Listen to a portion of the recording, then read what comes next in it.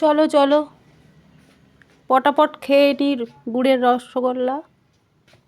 তোমরা কে কে খাবে চলো, কে কে পছন্দ করো গুড়ের রসগোল্লা? আরে না, এগুলো হলো সেই লেবুর আচার, যেগুলো আমি কিছুদিন মানে 1 মাস আগে করেছিলাম। লেবুর আচার, সেই আচার দেখো কেমন হয়ে গেছে, পুরো লাগছে না রসগোল্লা, গুড়ের রসগোল্লা।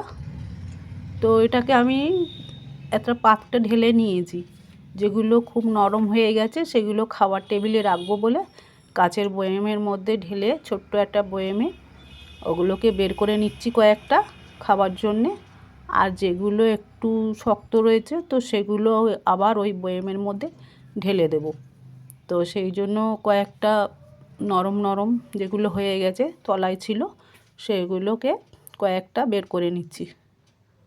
দেখো কেমন লাগছে, পুরো রসগোল্লা লাগছে না, গুড়ের রসগোল্লা।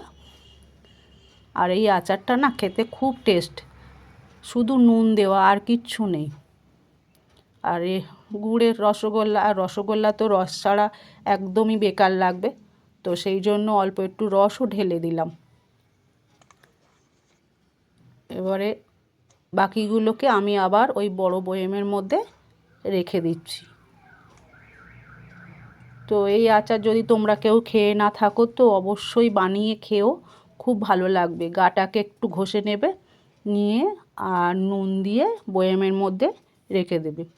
1 মাস 2 মাস পরে দেখবে কি টেস্ট, আর এগুলো ডালের সাথে খুব ভালো লাগে খেতে।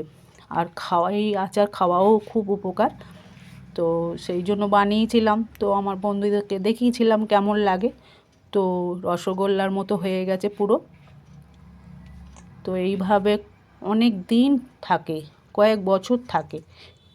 তো এই আচারটা আমি করেছিলাম। তো কেমন লাগছে আমার আচারটা অবশ্যই জানিও।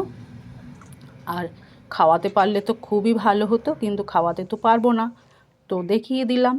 আবার একটু নুন দিয়ে দিলাম ওর মধ্যে, দিয়ে ওটাকে রেখে দেবো। আর যেটা নিলাম ওটা টেবিলে থাকবে, ওটাই খাওয়া হবে ভাতের সাথে। তো শেষ হয়ে গেলে আবার খাওয়া হবে। Tata, by.